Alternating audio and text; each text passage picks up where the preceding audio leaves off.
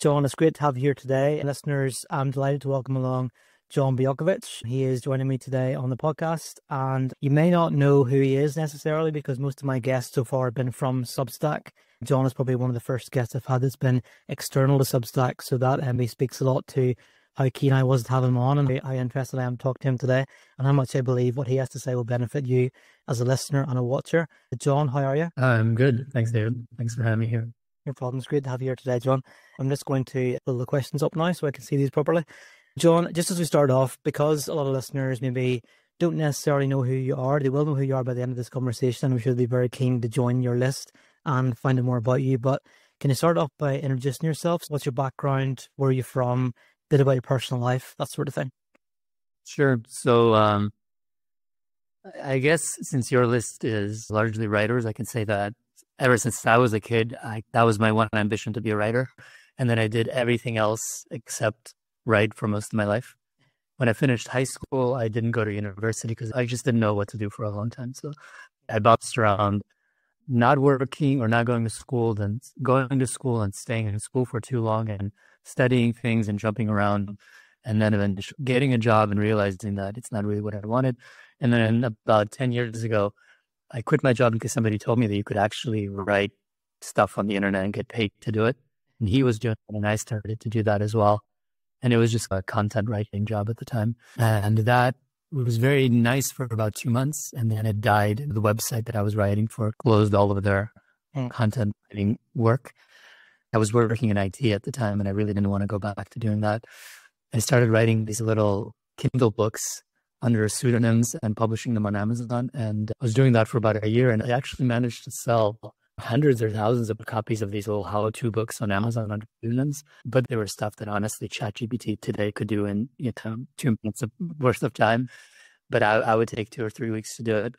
And then eventually, via that, I realized that even though I was selling a lot of these books, I wasn't really making a lot of money, because these books were selling for $2 or $3 a piece. And I started to learn more and more about marketing. And then I started to work with clients. I got into sales copywriting because I realized that if I'm writing, then this is an area where it seems that people are making a lot of money writing. And so I started to specialize in that. I did that for a while. And while I was doing that, I started this daily email newsletter, which is what I've been doing for the past 5 or 6 years. It started out simply as a sandbox for me to write in every day and to practice and just have a space where I could just fool around and put into practice the things that I was learning.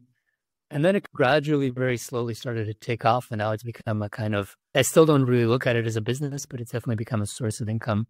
And it's something that I can rely on. And my copywriting client work has largely dropped off. I haven't really worked with clients for a couple of years now. And I've just had the opportunity to do different projects and write, and so I'll get paid for it. And that's basically where I'm at today. That sounds like the dream, to be honest. It's been it's kind of amazing because I feel like it's something that I never would have planned for, but it worked out very well. Amazing. And John, if you're meeting someone in a coffee shop and they're meeting you for the first time and you're describing what your role actually is, how would you actually define that in a sentence, if you can?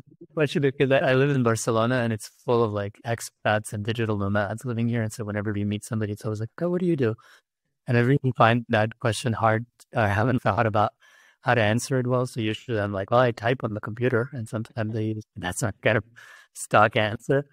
But honestly, if I really have to describe what I do, it's basically what I said. It's that somehow I managed to write about things that I find interesting, and magically, month after month, money appears. And I know that might sound flippant, but at the core of it is, that I'm writing. I do stuff that I find interesting. And then I have a small but dedicated audience, and I try to turn the things that I find interesting into something that could be interesting and valuable to those people as well. And I put that out as a training, as a course, as something that I promote. And that's how I end up getting paid. Fantastic.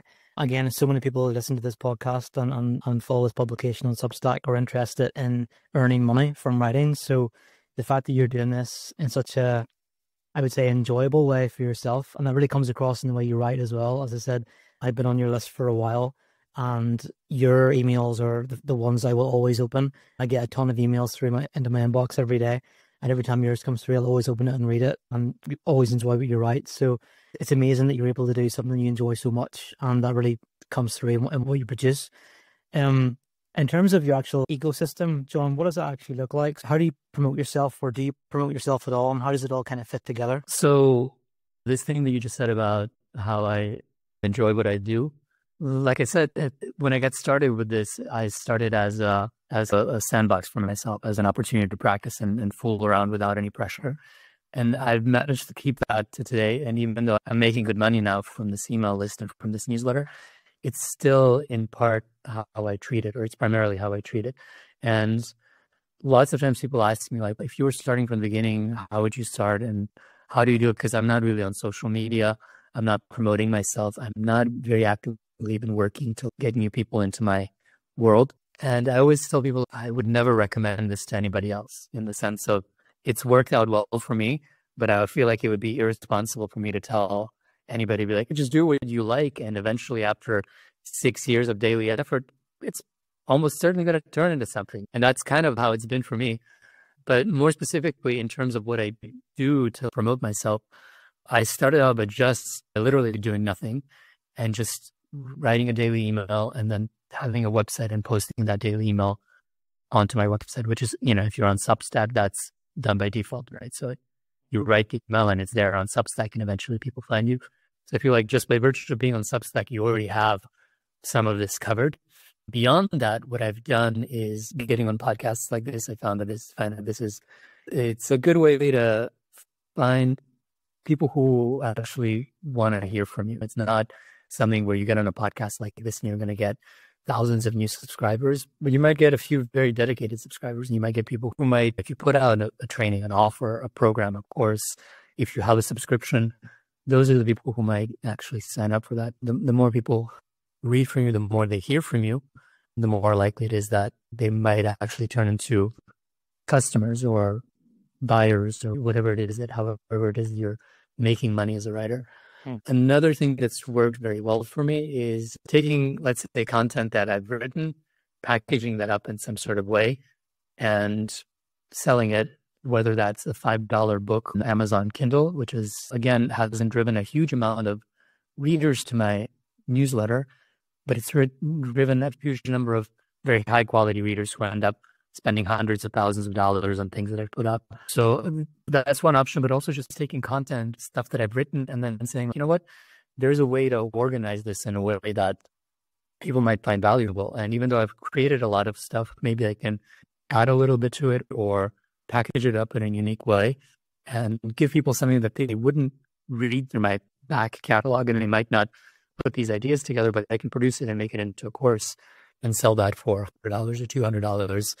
And the fact of actually producing courses magically is also a great way of promoting yourself. Because if you have a course, then suddenly people might be interested in promoting those courses as an affiliate, or they might be interested in hearing from you how you've made money on the internet, the way that you and I are doing right now. And suddenly it creates a kind of aura of authority around you. Whereas if you are simply writing, yes, it's possible to write very quality and interesting stuff. But the more I do this, the more I realize that your positioning and your authority and kind of the aura that you build around yourself ultimately is probably much more valuable than the content that you're putting out, which kind of hurts to hear as somebody who really cares about the quality of what I'm doing. But I realize that the writing that you put out is viewed through a filter of perception. And if you have your own podcast, if you have a book out, if you have courses out, all of that makes anything that you create, magnifies it in a much bigger way. And I think that works as promotional step as well. It's along with the way that you asked me about an ecosystem, and I truly think it is an ecosystem where it's not a simple thing, but I think if you do several of these key things, they end up reinforcing each other in very powerful ways. I think I came across you because someone else mentioned you in a newsletter that I was subscribed to. So it wasn't even that you had a massive social media presence and I came across you there through content you're putting out, but it was just through someone else mentioning you. And they mentioned you as an amazing copywriter and writer and everything. And that's why I signed up to your newsletter. So yeah, you create the aura around yourself. And I guess it's almost like you're marketing yourself, like you're marketing your personal brand and learning how to do that in such a way. And I think That's something authors, I think, struggle with quite a lot, is trying to market themselves as the author of a book or of a piece of writing. They may be amazing writers, but they struggle to promote themselves through that process as well. So it's really cool hearing how you do that. I just want to just take a step back, because I don't want to, this thing that I just said, I don't want to make it sound like if you are a really great writer and if you're really dedicated to your craft, like that's a recipe for failure, which it's definitely not, because ultimately that the way that initially people found me, the way that initially I got promotion, the way that initially I grew my list was, again, just by posting stuff on the internet, very stubbornly, very patiently, without really expecting anything. And a few people did find me. A few people really didn't like what I was writing, and then they shared it with their audience, and that was the nucleus of everything that came. The reason that I'm saying everything else is that, again, I was very stubborn and persistent because I enjoyed the process, because it had value for me. Otherwise, because ultimately I wasn't reliant on this newsletter or this little writing business to support me at the time. And that's why I was happy to do it for 2 or 3 years without almost anybody reading my stuff, because it was a game to me. I'm telling people that if you do what I did, and at the same time, if you do engage in a little bit of very low key self-promotion, you could probably get the results that I had. But instead of taking 3 or 5 or 6 years to get there the way that it's taken me, I feel like you might be able to do it in 3 or 5 or 6, I wouldn't say necessarily months, but you can definitely have a nucleus of something that's going to be a sustainable, let's say, online writing business or project within that amount of time, rather than it taking years. I think it can be done in months, but it's going to take some strategic hustling and self-promotion as well. If you are a writer and you're in that position where you're writing a lot and you're struggling to see growth mentally, how do you fortify yourself against that feeling of, I want to quit, I want to give up, this is too difficult? How do you grind out those early months or years before you start to see things happening? I don't know. I'm like a very, the things that I've been successful in, I realized only later in retrospect that I didn't really have an issue of any kind of motivation. Like I just took it for granted that I'll keep going, even though I definitely didn't. In many situations, I had an experience of some sort of early success. And I think that that's a crucial thing to be able to latch onto. And that early success can be something truly, truly minor, right? It can be just something that, whatever, you've written something and you've published it, right? And you've put it on the internet and you're like, wow, it's something that 99% of people in the world will never, ever do, right? And that's something that you can latch onto. And I feel that the sooner you get that and the sooner you appreciate that and have that positive interpretation of what you've just done, the easier it becomes to 2, 3, 6 months down the line when things are kind of a grind and you're like, I'm no better off than I was 2 days in. I feel like that early success still, I don't know, gets you addicted or does something in your brain where it's much easier to stick it out later. But I don't know. I feel like it definitely helps to have no other options. I don't know what else to say, but I feel like when I got going with this stuff, I really didn't want to go back to my IT job in terms of the freelance copywriting, when now that I have become reliant on my own, let's say, business as opposed to working with clients, I really don't want to go back to clients. And so it's like, okay, I got to figure something out. And the one thing that I would say, and I feel like the more I dig into this stuff, the more I think it's really true, is that we have such an enormous amount of opportunity today. And I feel that this might sound like, if you're in the beginning stages and if you're struggling and if you're trying out stuff, I know that this might sound dismissive, but I feel like the only thing really today keeping you from doing whatever it is that you want to do is your own mental picture of how the world works and what's possible, because there's an incredible amount of opportunities for making money, for getting your name out, for building an audience. And people can do it very quickly. People do it very quickly. Again, I'm not really a good example of this, at least with this newsletter that I've built. But, there's a huge amount of opportunity to connect with people, to ask for advice, to reach large groups of people, to network, to barter, to self-promote, to make money, to do whatever it is that you want to do. And it's really just the question of, well, what is it that you're willing to do? What is it that your self-image is telling you that you cannot do because it's just not the kind of person that you are? And I would say that, yeah, maybe if you're really struggling, then I would say my best advice is keep at it and maybe question some of these assumptions about what you can and cannot do, because odds are you can break through a lot of the barriers that you see today very quickly if you only challenge the assumptions about what's possible. That's great advice. Yeah, I mean, that's something a couple of things I want to say about what you said there. First of all, I'm a solopreneur. I used to work in 9 to 5 jobs, and I am of that mindset as well, where I couldn't go back to that now that I've escaped to some extent. I couldn't go back to that system of working for somebody else and building their thing and that sort of thing. And I love working for myself. I love writing for myself. I love having that freedom. It's not always easy. In fact, it's rarely particularly easy, but just the time freedom that you have is incredible. And being able to just do what you want to do and be creative and enjoy that. And I also wanted to ask as well about, so in terms of your approach to writing daily emails, so when did you actually switch from what you were doing, and when did that switch flip in your head to, I want to send emails on a daily basis and I'm going to commit to this?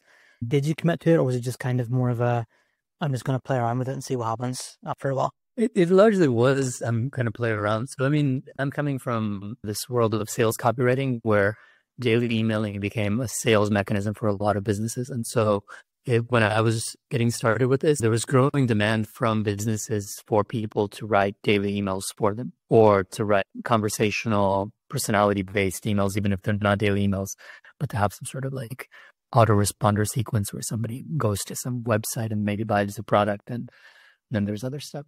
The reason that I got going with this was, again, I was working as a sales copywriter, and I was writing these emails for businesses. I wasn't writing a huge number of these emails.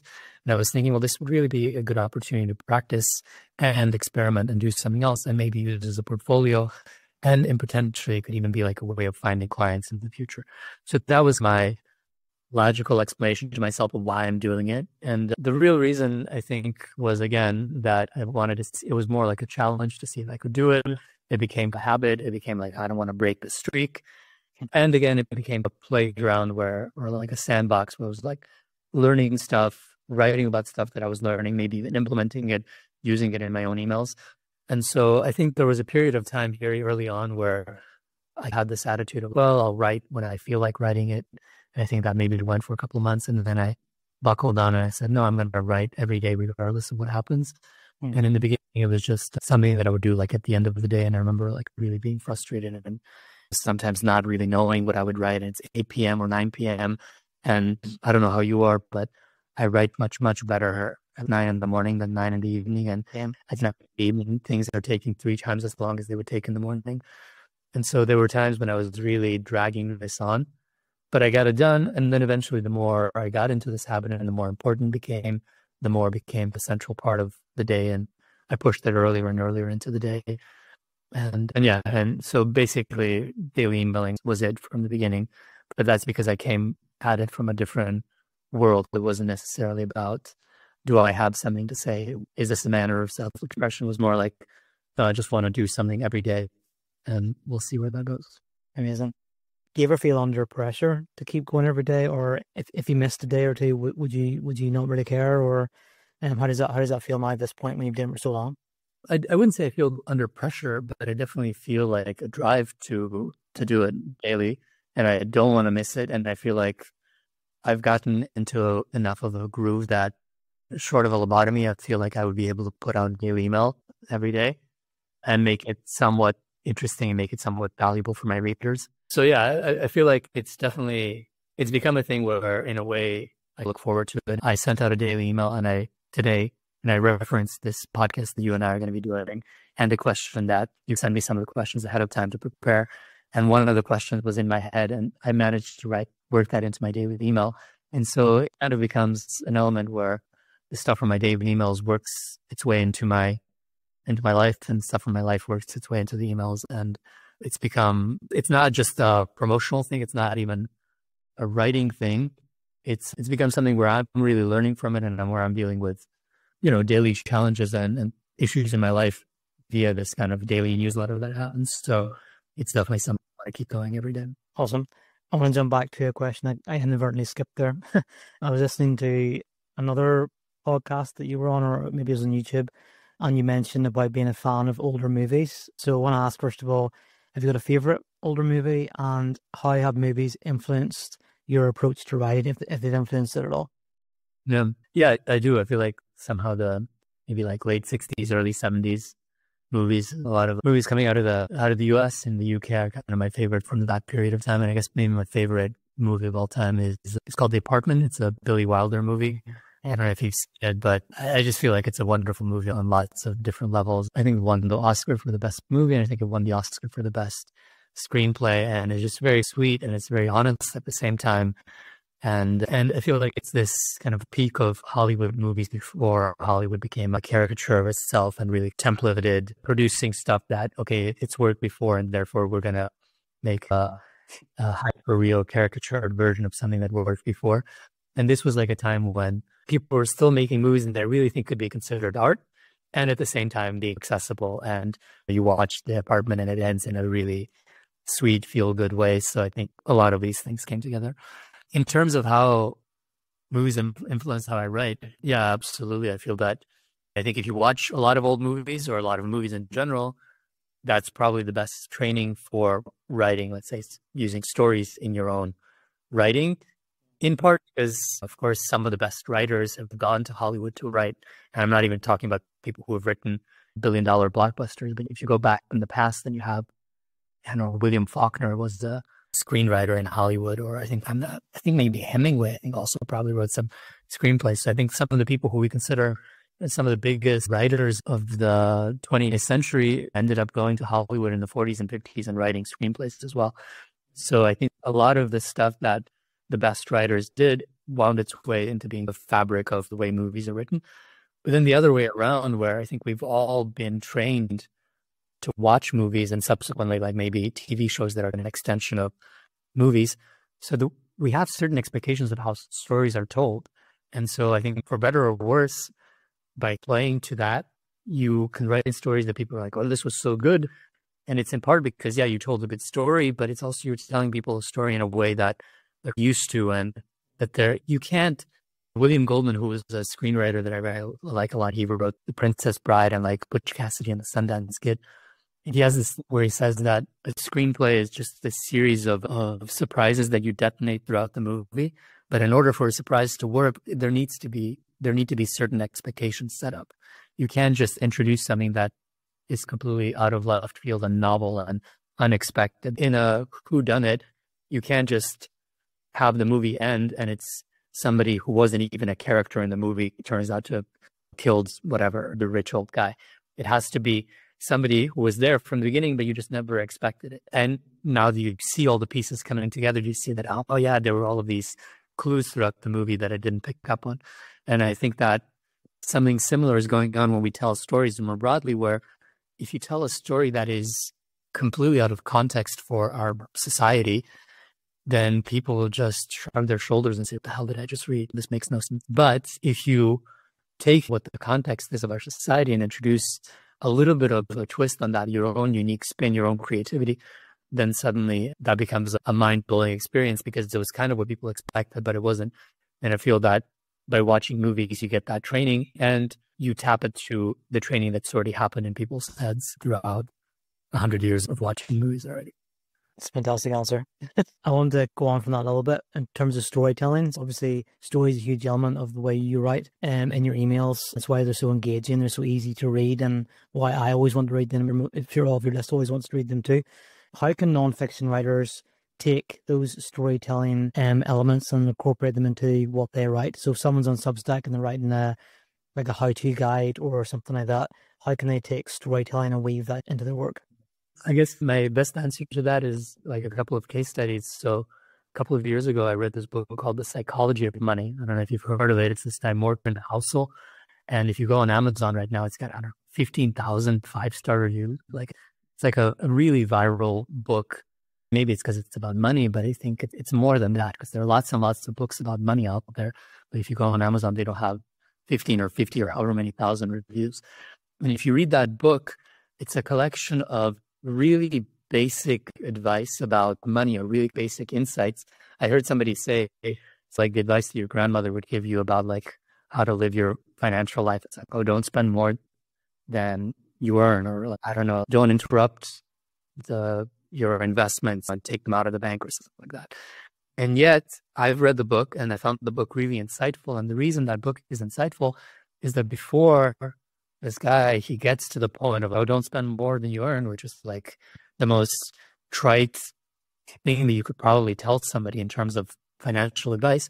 He just gives you 3 or 4 really fun, interesting, surprising case studies or stories that tie into that point in a slightly surprising way. Again, they're not really, it's not a moralizing necessarily story, but it's something that there is, again, they definitely tie in well to that point, but there is some elements, some 10% of surprise in the way that those stories tie into, or the story is very novel, or it's very interesting on its own. And again, that book is 10, 15, 20 pieces of really basic financial advice, but the book is 200 pages because there's stories, there's anecdotes, there's case studies that are all very carefully sifted and researched, right? And that kind of example for me is the best motivation for somebody to take their how-to advice and to turn it into how-to advice plus a story, or rather a story plus a how-to moral that's drawn out of there. A second kind of typical motivational example of that is a book like How to Win Friends and Influence People, which I think came out 100 years ago. And independent of what you might think of that book, whether you think it's ridiculous or whether you think it's the most amazing guide on human relations ever written, that book at its skeleton is basically the same thing as Morgan Housel's Psychology of Money. It's maybe 15 chapters. Each chapter is a really basic and trite idea. And I say trite in a way that it's just something that is so simple and so everyday that there's no way to sell it. In How to Win Friends and Influence People, one of the chapters is that you should smile with people, right? You know, have a big grin on your face, and it's going to make interactions much easier. And if you just gave that as a how-to bit of advice to somebody, they would, if they would not smile at you, they would say, "Or you think I'm an idiot?" But instead, well, what this guy Dale Carnegie did is he again told a bunch of interesting stories, a bunch of personal stories, a bunch of well-researched stories about famous people. And you read those stories and you say, oh, that's interesting. And then the conclusion of that is, yeah, just put a smile on your face, even if you don't feel great. And it's going to make social interactions that much easier.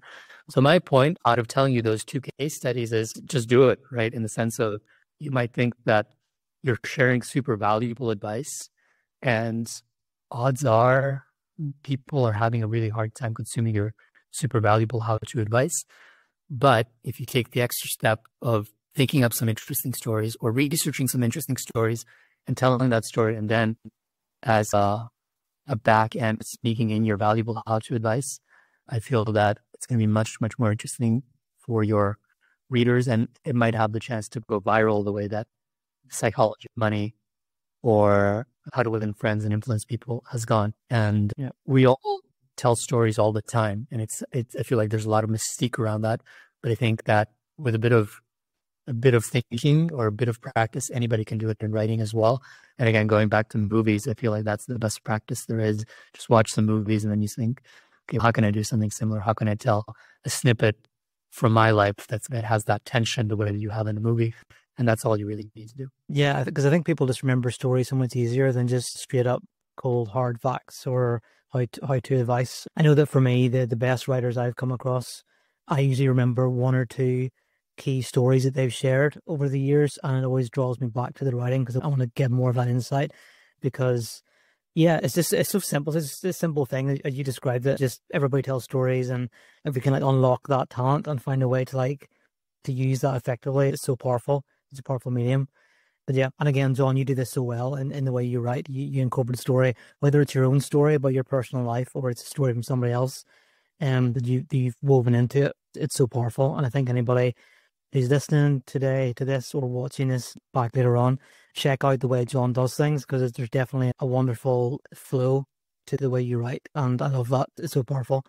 John, do you have any big plans for the future then? So obviously you're carrying on with your daily emails, but can you see anything changing in the future about the way you do things? I mean, this is really a business thing. So again, the way that I've made money from my newsletters by putting out courses and trainings and doing maybe coaching and so on. And I think one thing that I'm working on right now is just focusing more on creating some sort of recurring revenue so that it can be a small thing, it can be a big thing, but just taking things that I might have done and put into a program or a training or a one-time thing and saying, okay, how can I do this and have it be an ongoing thing? Because I feel that I don't know, in the direct marketing world, which is where I'm coming from, this like sales copywriting world, that entire world runs on subscriptions, and maybe subs the same. And it's taking me a long time to accept that personally. And I kept creating courses and promoting things and doing stuff like that. And I think that the conclusion is always, yeah, you need some sort of recurring core to your business, whether that's a writing business or any kind of other business. And that doesn't mean, one thing that I've realized is that it doesn't necessarily mean that there has to be one recurring thing and that it has to be a huge thing, but there can be multiple ones. They can be small, they can be medium sized. And so that's something that I'm focusing on. And in some way, I wish I'd maybe started earlier, but at the other hand, everything I've done has been a growing and learning experience. So I can't really complain too much. It's been fun. Awesome. I think you mentioned something about that today in today's email. You talked about giving previously paying customers free content and rewarding them essentially for supporting you and that sort of thing. So yeah, it was great advice as always.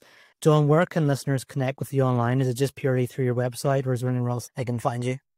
Yeah, it's just my website. I really don't have anything else. I have the website. I have my email list, which is basically there. And the way you get onto the email list is to go to my website and on the front page. So it's my last name.com, Bejakovic.com. And if you go there, I have a landing page that's actually a play on a quote from The Princess Bride.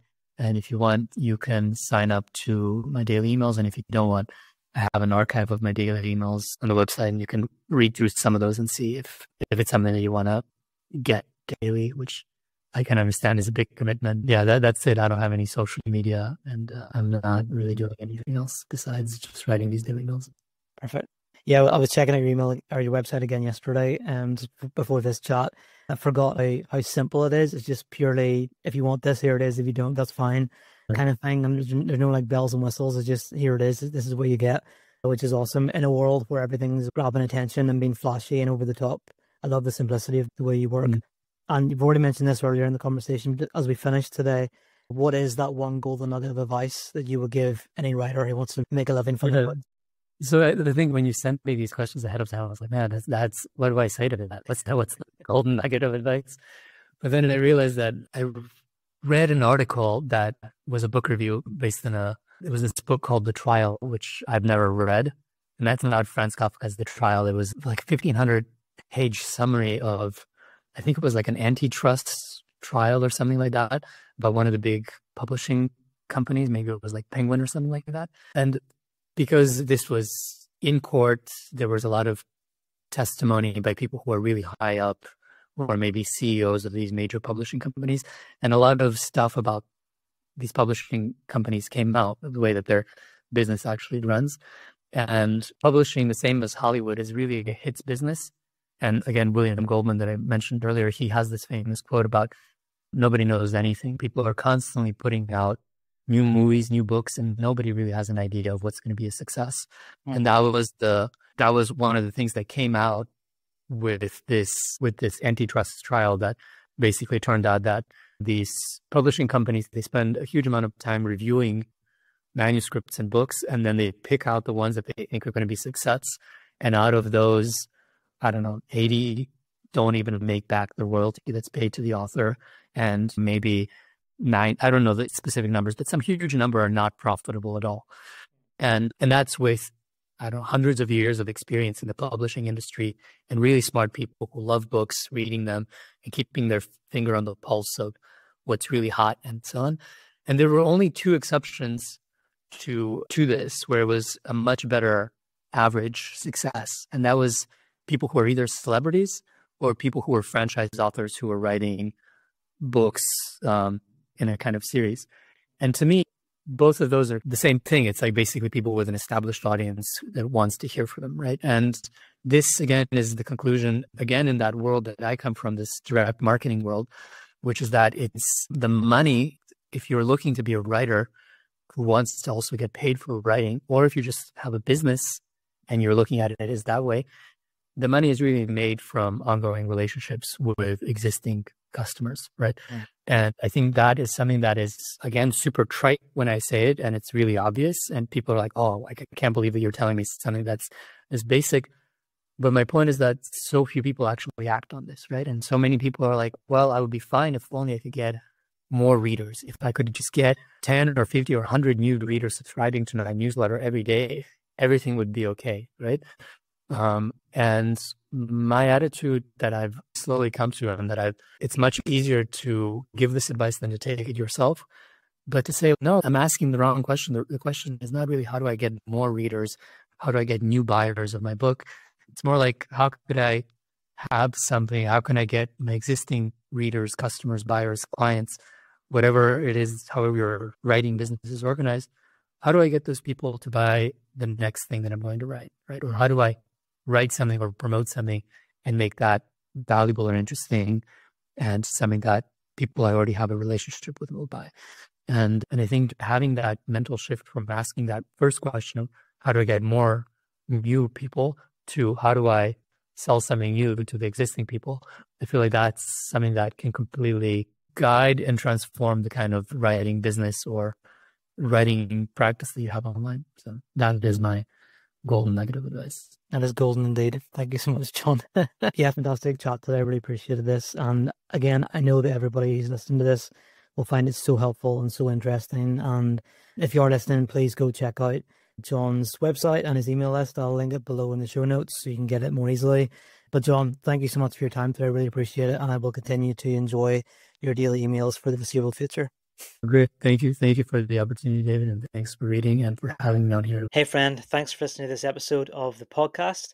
If you enjoyed it, or if you enjoyed any previous episodes of the How to Write for a Living podcast, make sure to subscribe wherever you get your podcast episodes. Don't forget, you can also subscribe to my mailing list on Substack on How to Write for a Living. It'd be great to see you there as well. But definitely make sure you check out all previous episodes of the podcast. Give them a listen. It'll be well worth your time, and I'm sure you'll enjoy them. Don't forget to subscribe here and on Substack, and I will see you again really soon. Thanks for listening.